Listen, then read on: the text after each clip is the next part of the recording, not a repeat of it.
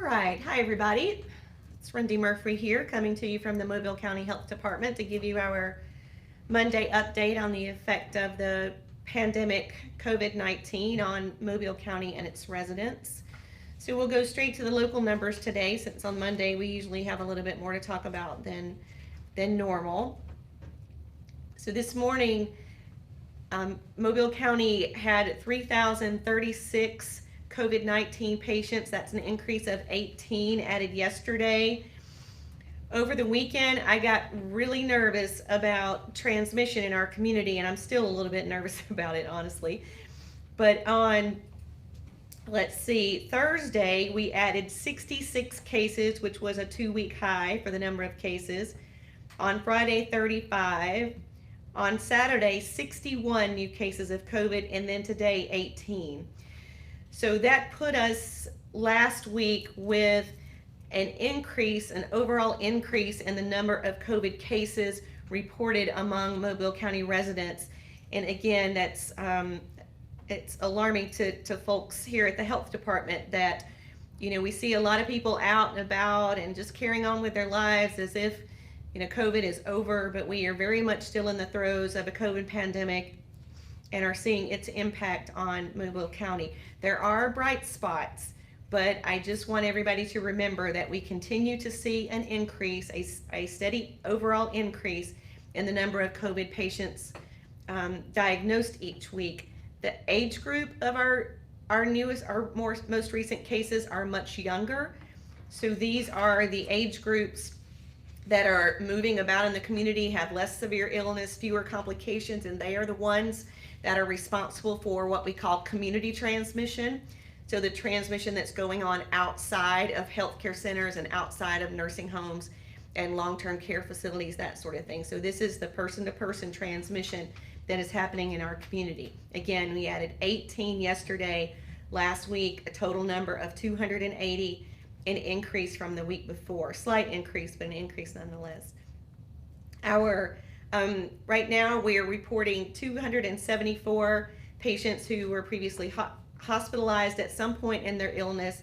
On any given day, we average around 55 patients in the hospital with COVID-19. Of our cases, 133 have died. That's just around 4.5%.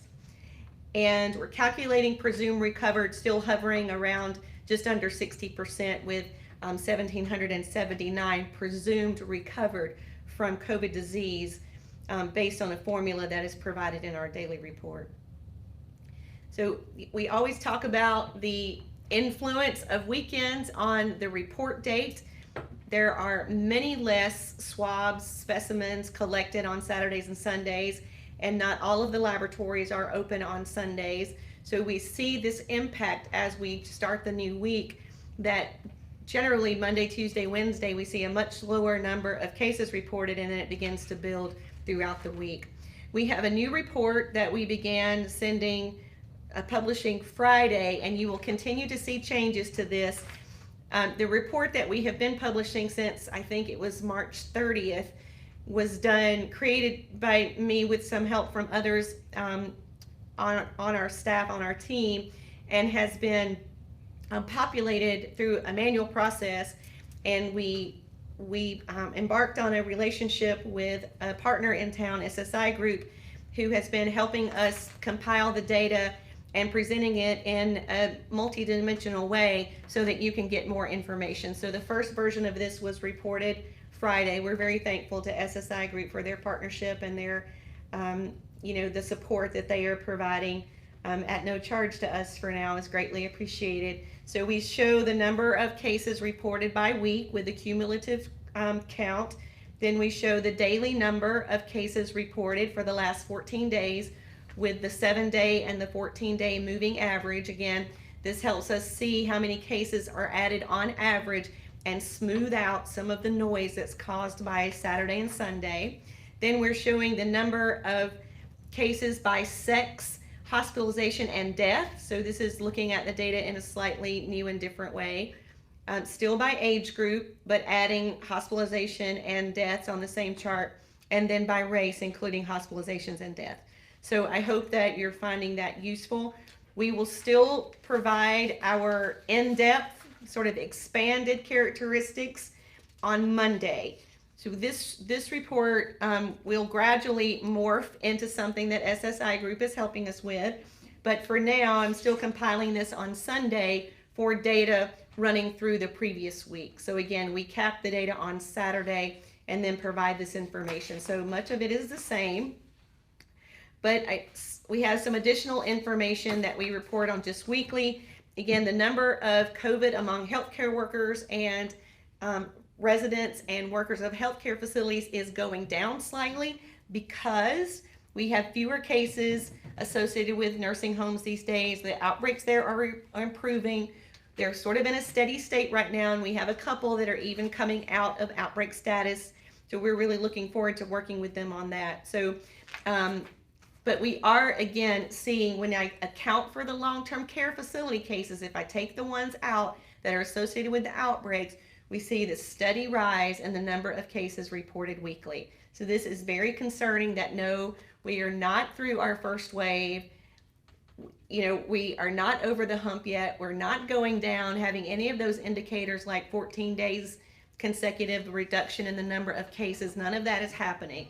So we are still very much in the middle of our pandemic. Now, the sort of silver lining is that we have seen over the last month and a half, the last 6 weeks, a week-over-week reduction in two really important indicators: the number of patients hospitalized by week and the number who've died each week. And I'm very glad to report that that is going down. I think it speaks volumes to the ability of our long-term care facilities to get a hold of the outbreaks in their facilities. Once testing became available, then they could make better decisions with cohorting and isolating and managing their patients and residents. And then we have seen our hospitals cope very well with what we've experienced so far. The remdesivir that has been distributed by the federal government out to treat the patients that are the most sick and are in the ICU, we think that is having a very, very positive effect. So again, we're seeing a steady reduction in the number of hospitalized patients and those that are hospitalized that die. One thing a little bit different this week, the map has a different color. The map this week shows the distribution of cases by zip code for the community acquired cases. So I wanted to take out the cases that were attributed to long-term care facilities and just show you the distribution of cases that are community acquired. And really take notice of this. You know, a lot of people have been looking at 36605 and thinking that it had a lot of cases because there was a nursing home outbreak there. But even when we take those cases out, we still see that they have a very high level of COVID-19 cases. Also, 36608 is in the highest category, followed by 36695, 36606, 36603. So those are where our highest cumulative number of cases are occurring in those areas. In the outlying areas, we don't see as many cases. There's also not that much, you know, the population is much lower. So we are going to start looking at our cases by zip code to make sure that we have plenty of testing going on around there, and that's not just an artificial low number of cases. So on lab testing. So last Monday, I mentioned that I was quite disappointed that the number of laboratory tests performed on Mobile County residents had gone down quite dramatically from the week before, and it's gone down again. So this past week, we had about half the number of laboratory tests reported to us than just 2 weeks ago. And I'm concerned about this because, you know, this is not the time to think that this is over, that you're out of the woods, that the outbreak is over. We have plenty of testing capacity around the county. Anyone who feels like they need a COVID test can get tested at one of the Mobile County Health Department Family Health locations, one of our 8 sites at no cost to you. Just call and make an appointment at 251-690-8889. And again, we really need for people to get tested who think they may have been exposed, who work with someone who had COVID, who's been around anyone who's had COVID. If you're not feeling well So if something's just not right about your health and you aren't sure what's causing it, you can get a test for COVID. Again, we really encourage people to get tested. Now, the backside of that is once you get tested, you're supposed to be home for 10 days unless you're an essential worker, and then sometimes we can make an accommodation for that. So just consider that. And maybe that's partly why folks are not getting tested unless they're sick or have been in close contact. But we just want to make sure people who need a test or want a test get tested. So far, the number of laboratory tests reported to us is over 41,000, and the percent positive has not changed much in the last 7 weeks. So that is good news. It's that the percent positive is staying about the same, but the volume of testing is going down. So around 10 or 11% of all laboratory tests performed are positive. With regard to nursing homes, we're holding at 9 nursing homes, 9 long-term care facilities that have COVID positive outbreaks. We have a few, and I mentioned several of those are coming out of that outbreak status, we hope, within a few weeks. We have special settings like senior living apartments or elderly apartments that have a few cases. Those seem to be holding steady. Things are much improved at the jail. That situation has gotten much better. And we keep a close eye on several other facilities that maybe have had a couple of cases back several weeks ago or maybe even 2-3 months ago that we're still keeping an eye on because they house our most medically fragile community members. All right, a couple of questions from the media and Facebook. So someone asking, in the last 3 weeks, has there been a spike? It's been, I think, 4 weeks since Memorial Day, 2-3 weeks since the protest. We are not seeing a spike due to these events, but what we are seeing is a simmering of community transmission. So people being out in public, not social distancing, not washing their hands, not wearing a face covering. This is contributing to transmission throughout our community. We know that a lot of it happens in households, and that's why we tell you to only, your household contacts do not include your family members that don't live in your house. So when we say do not gather outside of your household contacts, that doesn't mean that your aunt in Sims and your cousins in Saraland and your close family friends who come over from Spanish Fort are your household. Those are not your household contacts. The ones in your household are the ones that sleep in your house.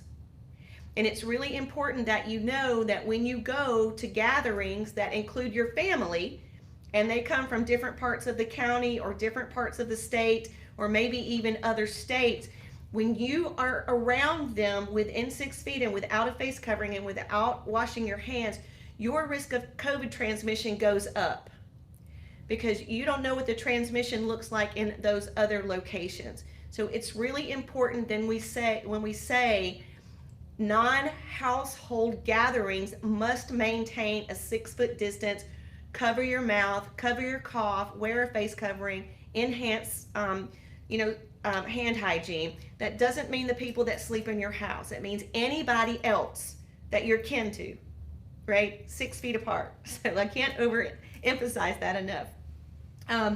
If you're wearing a cloth face covering, it can go in the wash and go in the dryer. If you are wearing a paper or some mixture of paper or maybe some other materials that are not washable, after you've worn that mask for probably a couple days, or definitely if it becomes soiled, you just need to put it in the trash can. You don't need to disinfect it. It doesn't have to be incinerated. It's not hazardous waste.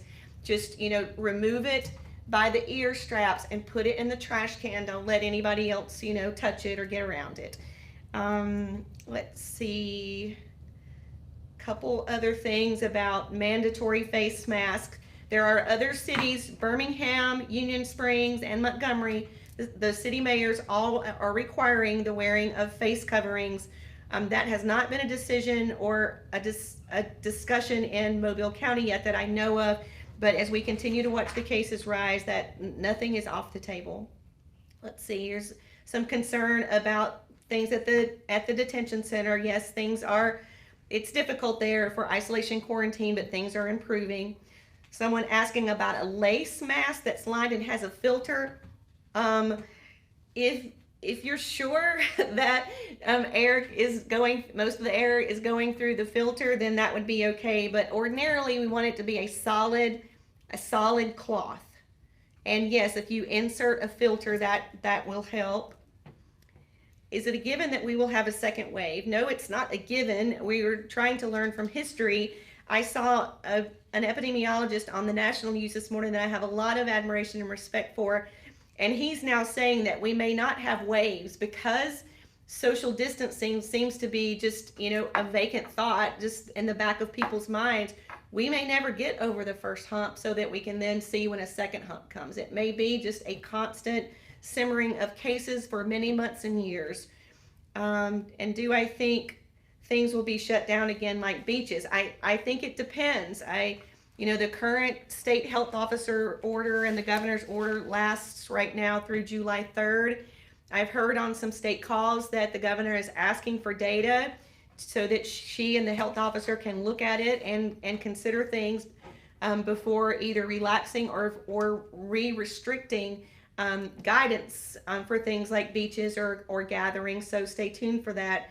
In Mobile County, we look at this information closely every day to make decisions about getting messages out about, hey, this is a spot of really high transmission.